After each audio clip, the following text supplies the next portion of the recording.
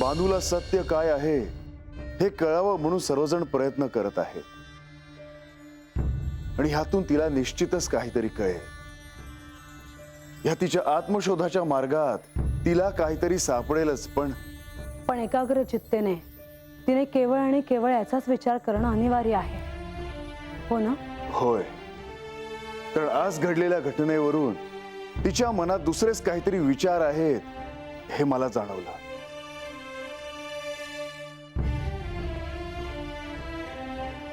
तिने राज्यसभेत मानाचं स्थान मिळावं म्हणून केलेली मागणी त्या क्षणी सगळ्यांसाठी आश्चर्यात टाकणारी होती।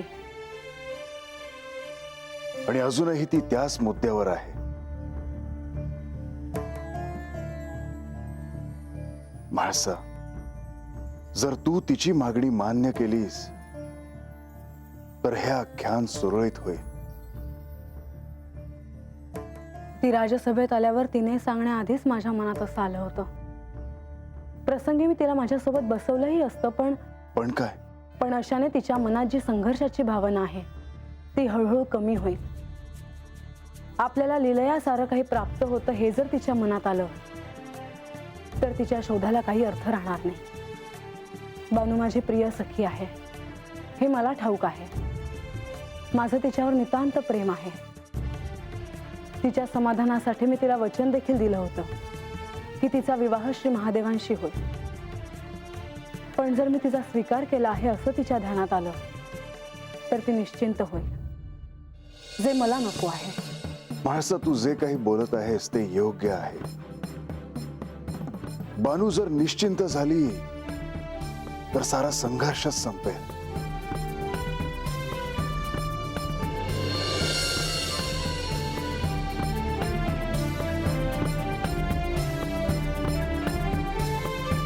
बानू, तुला जे स्थान दिले आहे तेच तुझ्यासाठी योग्य आहे।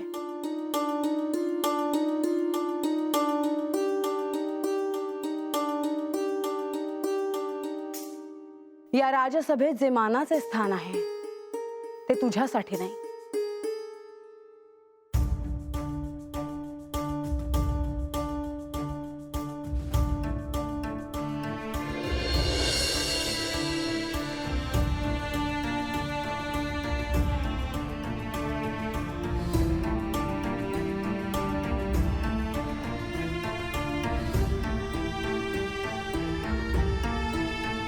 एक विचारू? विचारा देवी। मी मगासपासून पाहते आहे, तुम्ही कसल्या तरी विचारात आहात। आता कसली चिंता वाटते आहे तुम्हाला? बाणाईने जी मागणी केली त्याचा विचार करतोय। परंतु त्यात चिंता करण्यासारखं काय आहे? मला मान्य आहे बानूने आज राज्यसभेत मानाच्या स्थानाचा मुद्दा उपस्थित केला, परंतु आज जसं आख्यान सुरळीतपणे पार पडलं तसंच या पुढे देखील होईल। तिने जो मुद्दा उपस्थित केला तो इतक्या सहजासहजी मार्गी लागेल असं मला वाटत नाही। मुळात या आख्यानातून जी कथा सांगितली जात आहे ती अत्यंत परिणामकारक आहे। श्री पार्वती देवींनी ही कथा जयाद्रीला देखील सांगितली असेल, त्यामुळे या कथेतून बाणाईच्या हाती नक्कीच काहीतरी लागेल यात शंका नाही। हो, ती घटनाच अशी होती की तिचा परिणाम साऱ्या सृष्टीवर झाला होता। त्यामुळेच मला असं वाटत आहे की श्री म्हाळसा देवींनी बाणाई बरोबर जसं वागायचं ठरवलं आहे तसं न वागता तिच्याशी प्रेमाने वागल्या तर यातून मार्ग नक्कीच निघेल।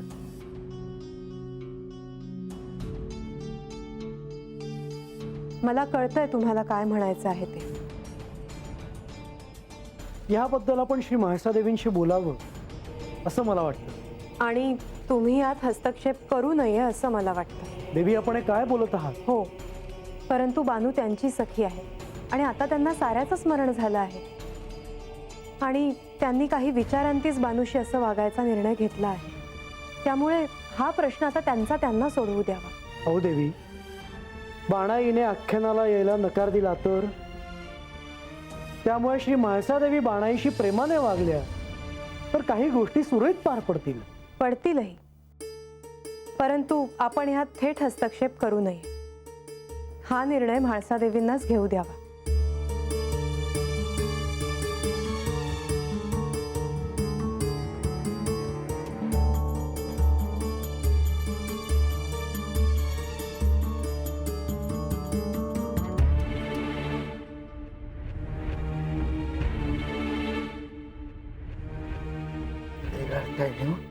होय नाही मला तर नाही जाणवत. गणोबा राघोबा समजा व्यवस्थित आहे ना व? होय होय गारठे तर दिसायत नाही. मग नाही म्हणजे गडावर लय गारवा आहे हो. अरे त्यो तर असणारच. तर कसं सांगायचं तुम्हासनी. म्हणजे तुम्हाला बी कळना झालंय होय. अहो गणोबासनी असं म्हणायचंय का त्याला तुम्ही चाकरी कराया दिवसा बोलवलं तर चालल, पण रातच्याला त्याला घरला जायचं असतं. असं आहे वय. काय गणोबा घरला जायचं वय तुला? तर म्या माझी इच्छा बोलून लावली. हं. त्या उपर आता तुम्हाला काय म्हणायचं आहे तर म्या काय म्हणतो ह्या राघवाला राहू दे की होतं गडावर. त्याला कुठं आहेत बायका पोरं, त्याला चालते समज. असं कसं? ह्याला बी राहू दे हो रातच्याला माझ्या बरोबर. नाही म्या बोलायचं कुणा संग? अरे पण मी काय म्हणतो तू अरे गप राहा गुमान, नाहीतर बाणाईच्या वाड्यावर जाऊन चाकरी करा. म्हणजे कसं गडावर यायला बी न ग आणि घरला बी जाता येईल सकाळच्याला तुम्हाला. नाही नाही मग राहून दे.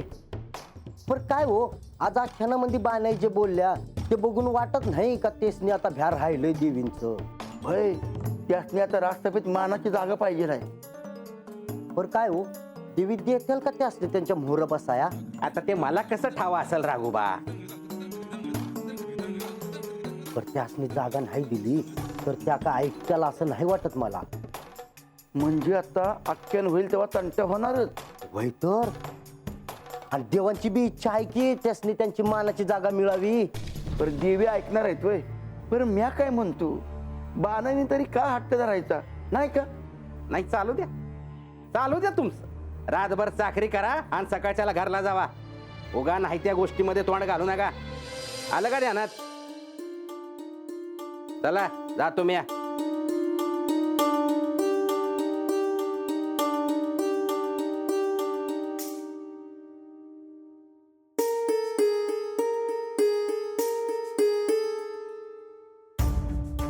रात्रीच्या प्रहरी देखील आपले प्रिय जेजुरी किती सुंदर दिसते हो ना? होय.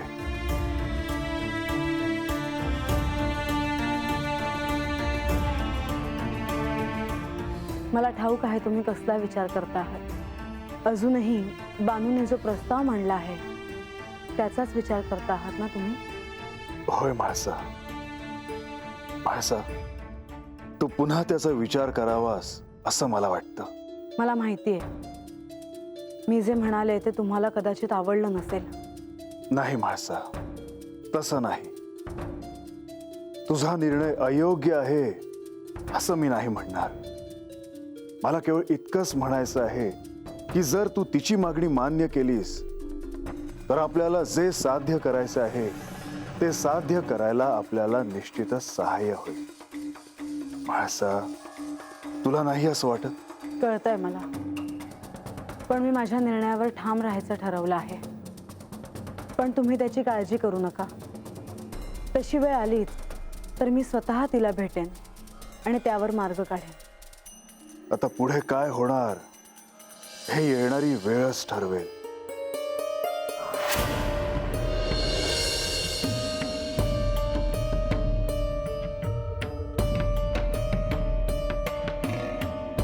जेवण झालं आहे. पानं वाढायला घ्यायची का? राहू दे, तुम्ही घ्या जीव. असं कसं? तू नाही जेवणार तर आम्ही कसं काय जेवणार? पायाचं तुकडं पडलं माझ्या. I I bus. आय काय लय काम केलं. ए गंगे, भाकरी वाढाय घेवायचं. हो पण बानू तर जेवायचं नाही म्हणतात. का? काय झालं? कालच्याला आख्यानामध्ये जे झालं ते डोसक्यातनं जातच नाही बघ माझ्या. अगं म्हणून काय जेवायचं नाही वय? तुम्ही मायलेक मिळून डोसक्यात काय बी भरवता आणि असं होतं. काय चुकीचं बोललो ग आम्ही? बानूला तिची जागा मिळाय ना ग? काय ग बानू? वय खरं आहे तुझं. तर माझ्या पोटात कावळं वरडायला लागल्यात बुकनं. पण कुणाला काय आहे का त्याचं? रंग्या, तू जेवून घे आणि माझं एक काम कर. आता काय पुण्यांदा गडाव जायचं आहे का काय? वय अहो असं अवसान गाळून कसं चालेल? भाकर खाऊन घ्या आणि या जाऊ. हे एवढं सोपं आहे का ती? बानू माझ्या पोराला असं काम न गे. बरं राहिलं मी आज जाते. ए नाही नाही देव काय म्हणते. बघ बाबा जमत असेल तर जा, नाही तर मी आज जाते. मी आबी येते तुमच्या संग. राहू द्या राहू द्या. काय आहे सांगावा. देवासनी सांगायचं आहे का आख्यानामध्ये आता मला मानाचं स्थान दिलं नाही तर मी आख्यानामध्ये थांबणारच नाही. ओ, असं सांगू मी. वय पर अगोदर जीवन जा, नाहीतर म्हणशील का बानूकडे मला जेवायला बी मिळत नाही. गंगे भाकरी वाढाय घ्या. काळजी करा नवऱ्याची वाईस. हा वाढते वाई, थांबा की. पर ह्यो सांगावा गडावर जायलाच पाहिजे. मग बघ कशी चक्र फिरत्यात ती. कालच्याला समद्यान भोर माझा पान उतारा केला ना, मग आता मी आबी गप बसणार नाही. आसपतूर लय चालवून घेतलं पर आता नाही.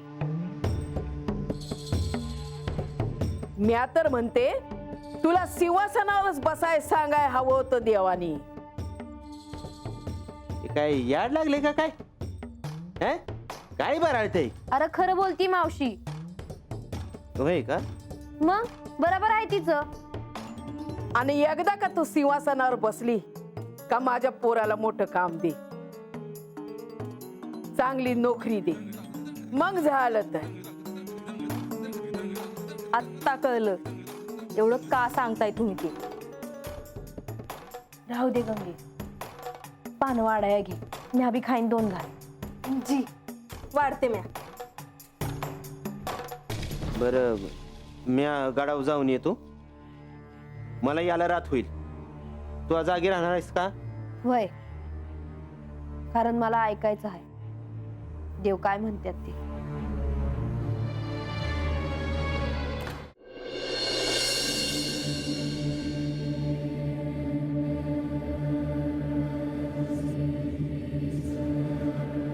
हे बघा आता देव आणि देवी कधी बी खाली येत्याल. तुमचं जे काही काम असेल त्यासनी सांगा, बोला त्यांच्याशी. आणि काळजी करायचं काय काम नाही. देव समध्यांची कामं करणार.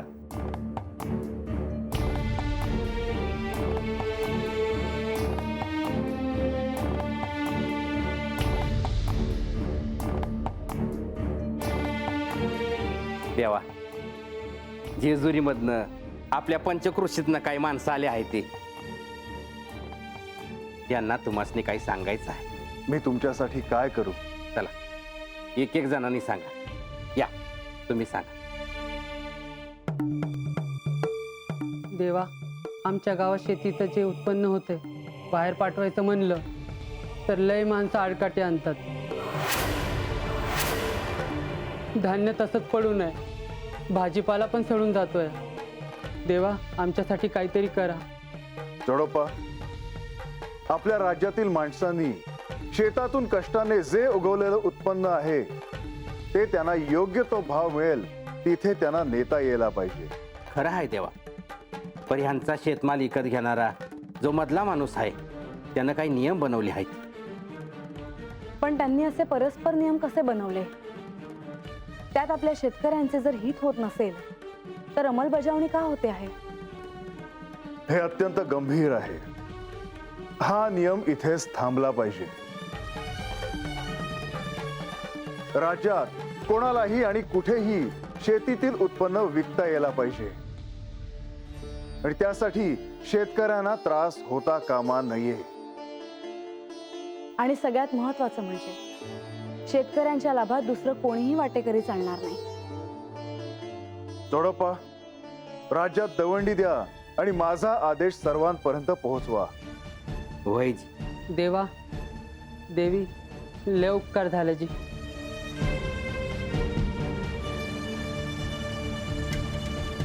चिंता नसावी, सुखी राहा. हे आपल्याच राज्यातले व्यापारी आहेत. त्यांना त्यांच्या व्यापारातलं काही उत्पन्न तुमच्या पायाशी ठेवायचं आहे. ह्याची काय आवश्यकता आहे. आपली भावना निश्चितच चांगली आहे, परंतु आपण स्वतः लोकोपयोगी जी कार्य आहेत त्यासाठी त्याचा उपयोग करावा. आमचा सदैव आशीर्वाद आहे. आणि आपण जे काही करत आहात त्याने लोककल्याणच होणार आहे. ऐकलं का? हे समज घेऊन जावा आणि चांगल्या कामासाठी खर्ची करा.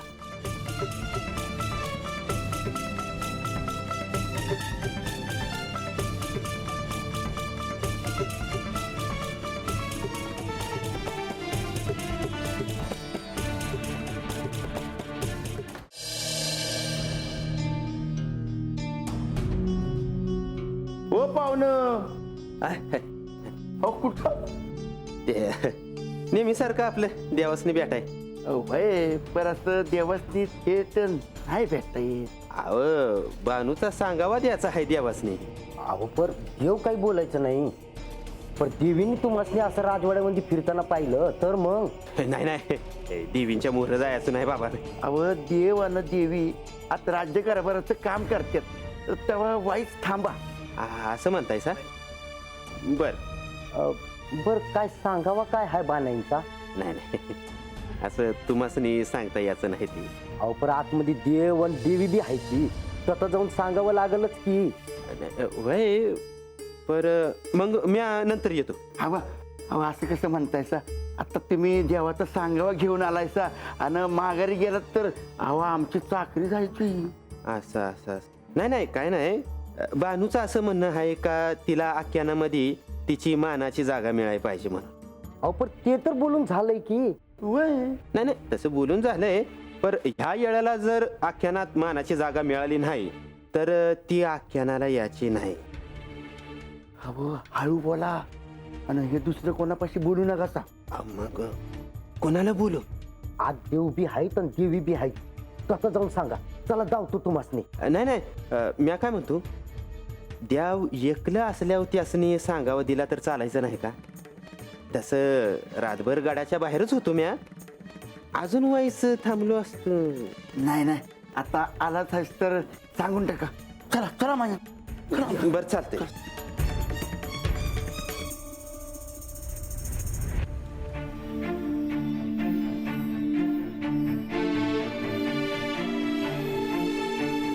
अजून हातच आहेसा? किती वाट बघता आहेसा? रंग्या रातच्याला गेला हाय सांगावं घेऊन गडावर. आता सकाळ झाली तरी आला नाही अजून. अव येते ते, दुसरीकडे कुठे बी नाही जायचं. तर राजवाड्यात रातच्याला कसं सोडत्या? माझंच चुकलं. या रंग्याला इतक्या रातच्याला धाडायलाच नगवत. असं काय बी नाही, देवानेच काम दिलं आहे नव. हतनं सांगावं घेऊन गडावर जायचं आणि तत्त जो सांगावा आहे तो हत्त घेऊन यायचं. काम करत्यात हेच लय आहे माझ्यासाठी. नुसतं बसून राहण्यापरीच चांगलं आहे. अगं पर तू जर आता गडावर असेल तर आता राजवाड्यात सोडलं असेल त्याला, सांगावा धाडला असेल त्याने देवांकडे. तुम्ही काय बी काळजी नका करू जी. अगं पर देव काय म्हणत्याल, म्हासाताई काय म्हणत्याल पुन्हाच ठाव. अव हे येत्यालच, काय घडलं ते सांगत्या. गंगे, मी चुकीचा सांगावं तर नाही धाडला ना ग. म्या खरं बोलू का? अगं सांग गंगे, म्या तरी कुठं कोणाकडं मन मोकळं करू. राग येऊ देऊ नका, पर तुम्ही असा सांगावा नव्हता धाडायला पाहिजे. पर का? देवांचा जीव आहे ना हो तुमच्यावर, मग उगा त्यासनी तरस कशाला? अगं पर असंच किती दिवस राहणार? आमच्या सासूबाईंनी जे तुमच्या मनात भरवलं आहे ना ते काढून टाका. त्यांचं ऐकून काय बा विचार नका करू जी.